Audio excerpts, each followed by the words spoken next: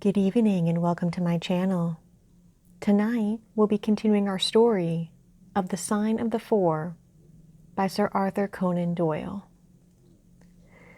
Chapter 5. The Tragedy of Pondicherry Lodge. It was nearly 11 o'clock when we reached this final stage of our night's adventures. We had left the damp fog of the great city behind us, and the night was fairly fine. A warm wind blew from the westward, and heavy clouds moved slowly across the sky, with half a moon peeping occasionally through the rifts. It was clear enough to see for some distance, but Thaddeus Sholto took down one of the side lamps from the carriage to give us a better light upon our way. Pondicherry Lodge stood in its own grounds, and was girt round with a very high stone wall topped with broken glass. A single narrow iron-clamped door formed by the only means of entrance. On this our guide knocked with a peculiar postman-like rat-tat. "Who is there?" cried a gruff voice from within. "It is I, McMurdo. You surely know my knock by this time." There was a grumbling sound and a clanking and jarring of keys. The door swung heavily back, and a short, deep-chested man stood in the opening, with the yellow light of the lantern shining upon his protruded face and twinkling distrustful eyes. "That you, Mr. Thaddeus? But who are the others? I had no orders about them from the master." "No, McMurdo? You surprise me. I told my brother last night that I should bring some friends. He ain't been out of his room today, Mr. Thaddeus, and I have no orders. You know very well that I must stick to regulations.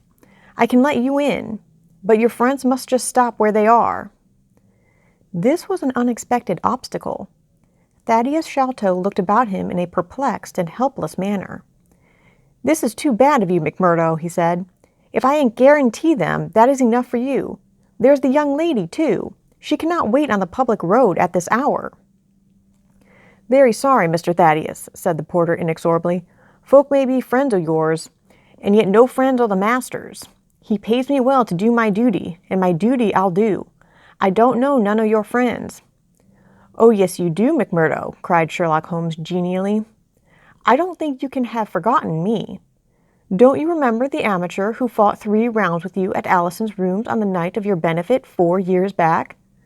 "Not Mr. Sherlock Holmes!" roared the prize-fighter. "God's truth, how could I have mistook you? If instead of standing there so quiet you had just stepped up and given me that cross hit of yours under the jaw, I'd have known you without a question. Ah, you're one that has wasted your gifts, you have. You might have aimed high if you had joined the fancy." "You see, Watson, if all else fails me, I have still one of the scientific professions open to me," said Holmes, laughing. "Our friend won't keep us out in the cold now, I am sure." "In you come, sir, in you come. You and your friends," he answered. "Very sorry, Mr. Thaddeus, but orders are very strict. Had to be certain of your friends before I let them in." Inside, a gravel path wound through desolate grounds to a huge clump of a house, square and prosaic, all plunged in shadow, save for where a moonbeam struck one corner and glimmered in a garret window. The vast size of the building, with its gloom and its deathly silence, struck a chill to the heart. Even Thaddeus Sholto seemed ill at ease, and the lantern quivered and rattled in his hand. "I cannot understand it," he said. "There must be some mistake. I distinctly told Bartholomew that we should be here, and yet there is no light in his window. I do not know what to make of it." "Does he always guard the premises in this way?" asked Holmes. "Yes, he has followed my father's custom. He was the favorite son, you know, and I sometimes think that my father may have told him more than he ever told me. That is Bartholomew's window up there where the moonshine strikes. It is quite bright, but there is no light from within, I think." "None," said Holmes. "But I see the glint of a light in that little window beside the door. Ah, that is the housekeeper's room. That is where old Mr. Bernstone sits. She can tell us all about it. But perhaps you would not mind waiting here for a minute or two, for if we all go in together and she has no word of our coming, she may be alarmed. But hush, what is that?" He held up the lantern, and his hand shook until the circles of light flickered and wavered all round us. Miss Morson seized my wrist. and we all stood with thumping hearts, straining our ears. From the great black house there sounded through the silent night the saddest and most pitiful of sounds, the shrill, broken whimpering of a frightened woman. "It is Mr. Bernstone," said Sholto. "She is the only woman in the house. Wait here. I shall be back in a moment." He hurried for the door and knocked in his peculiar way. We could see a tall old woman admit him and sway with pleasure at the very sight of him. "Oh, Mr. Thaddeus, sir, I am so glad you have come. I'm so glad you have come, Mr. Thaddeus, sir." We heard her reiterating rejoicingly until the door was closed and her voice died away into a muffled monotone. Our guide had left us the lantern. Holmes swung it slowly round and peered keenly at the house and at the great rubbish heaps which cumbered the grounds. Miss Morrison and I stood together, and her hand was in mine. A wondrous subtle thing is love, for here were we two who had never seen each other before that day, between whom no word or even look of affection had ever passed. And yet now, in an hour of trouble, our hands instinctively sought for each other. I have marveled at it since, but at the time it seemed the most natural thing that I should go out to her so, and as she has often told me, there was in her also the instinct to turn to me for comfort and protection. So we stood hand in hand like two children, and there was peace in our hearts for all the dark things that surrounded us. "What a strange place," she said, looking round. "It looks as though all the moles in England had been let loose in it.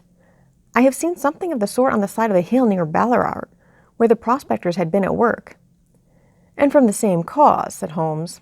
"These are the traces of the treasure-seekers. You must remember that they were 6 years looking for it. No wonder that the grounds look like a gravel pit."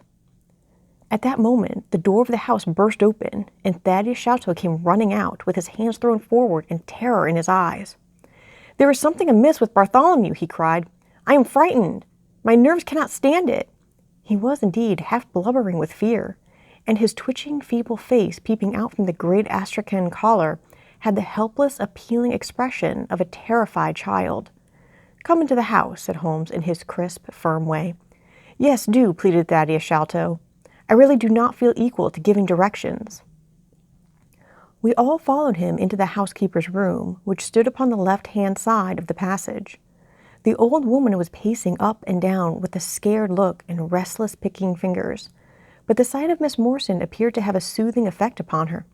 "God bless your sweet, calm face," she cried with a hysterical sob. "It does me good to see you. Oh, but I have been sorely tried this day." Our companion patted her thin, work-worn hand and murmured some few words of kindly, womanly comfort, which brought the color back into the other's bloodless cheeks. "Master has locked himself in and will not answer me," she explained. "All day I have waited to hear from him, for he often likes to be alone. But an hour ago I feared that something was amiss, so I went up and peeped through the keyhole. You must go up, Mr. Thaddeus. You must go up and look for yourself. I have seen Mr. Bartholomew Sholto in joy and in sorrow for 10 long years, but I never saw him with such a face on him as that." Sherlock Holmes took the lamp and led the way, for Thaddeus Sholto's teeth were chattering in his head. So shaken was he that I had to pass my hand under his arm as we went up the stairs, for his knees were trembling under him.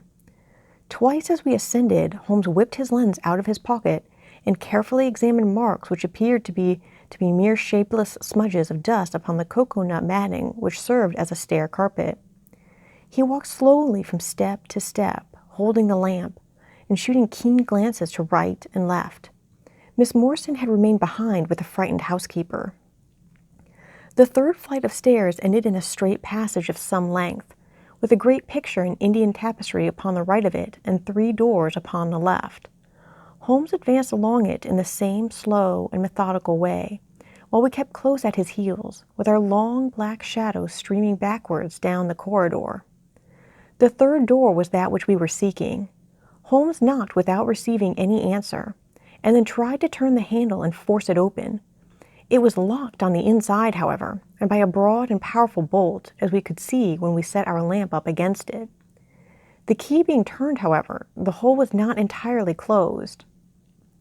Sherlock Holmes bent down to it and instantly rose again with a sharp intaking of the breath. "There is something devilish in this, Watson," said he, more moved than I had ever before seen him. "What do you make of it?" I stooped to the hole and recoiled in horror. Moonlight was streaming into the room, and it was bright with a vague and shifty radiance. Looking straight at me and suspended, as it were, in the air, for all beneath was in shadow, there hung a face, the very face of our companion Thaddeus. There was the same high, shining head, the same circular bristle of red hair, the same bloodless countenance. The features were set, however, in a horrible smile, a fixed and unnatural grin, which in that still and moonlit room was more jarring to the nerves than any scowl or contortion. So like was the face to that of our little friend that I looked round at him to make sure that he was indeed with us. Then I recalled to mind that he had mentioned to us that his brother and he were twins. "This is terrible," I said to Holmes. "What is to be done?" "The door must come down," he answered, and springing against it, he put all his weight upon the lock. It creaked and groaned, but did not yield. Together we flung ourselves upon it once more, and this time it gave way with a sudden snap, and we found ourselves within Bartholomew Sholto's chamber. It appeared to have been fitted up as a chemical laboratory. A double line of glass-stoppered bottles was drawn up upon the wall opposite the door, and the table was littered over with Bunsen burners, test tubes, and retorts. In the corner stood carboys of acid in wicker baskets. One of these appeared to leak or to have been broken, for a stream of dark-colored liquid had trickled out from it, and the air was heavy with a peculiar, pungent, tar-like odor. A set of steps stood at one side of the room, in the midst of a litter of lath and plaster, and above them there was an opening in the ceiling, large enough for a man to pass through. At the foot of the steps a long coil of rope was thrown carelessly together. By the table, in a wooden armchair, the master of the house was seated all in a heap, with his head sunk upon his left shoulder, and that ghastly, inscrutable smile upon his face. He was stiff and cold, and had clearly been dead many hours. It seemed to me that not only his features, but all his limbs were twisted and turned in the most fantastic fashion. By his hand upon the table there lay a peculiar instrument, a brown, close-grained stick with a stone head like a hammer, rudely lashed on with coarse twine. Beside it was a torn sheet of notepaper with some words scrawled upon it. Holmes glanced at it and then handed it to me. "You see," he said with a significant raising of the eyebrows. In the light of the lantern I read with a thrill of horror, "The sign of the 4." "In God's name, what does it all mean?" I asked. "It means murder," said he, stooping over the dead man. "Ah, I expected it. Look here." He pointed to what looked like a long, dark thorn stuck in the skin just above the ear. "It looks like a thorn," said I. "It is a thorn. You may pick it out, but be careful, for it is poisoned." I took it up between my finger and thumb. It came away from the skin so readily that hardly any mark was left behind. One tiny speck of blood showed where the puncture had been. "This is all an insoluble mystery to me," said I. "It grows darker instead of clearer." "On the contrary," he answered, "it clears every instant. I only require a few missing links to have an entirely connected case." We had almost forgotten our companion's presence since we entered the chamber. He was still standing in the doorway, the very picture of terror, wringing his hands and moaning to himself. Suddenly, however, he broke out into a sharp, querulous cry. "The treasure is gone," he said. "They have robbed him of the treasure. There is the hole through which we lowered it. I helped him do it. I was the last person who saw him. I left him here last night, and I heard him lock the door as I came downstairs." "What time was that?"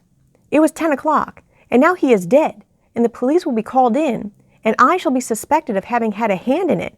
Oh yes, I am sure I shall. But you don't think so, gentlemen? Surely you don't think that it was I? Is it likely that I would have brought you here if it were I? Oh dear, oh dear. I know that I shall go mad." He jerked his arms and stamped his feet in a kind of convulsive frenzy. "You have no reason for fear, Mr. Sholto," said Holmes kindly, putting his hand upon his shoulder. "Take my advice and drive down to the station to report this matter to the police. Offer to assist them in every way. We shall wait here until your return." The little man obeyed in a half-stupefied fashion, and we heard him stumbling down the stairs in the dark. Thus ends Chapter 5 of The Sign of the 4 by Sir Arthur Conan Doyle.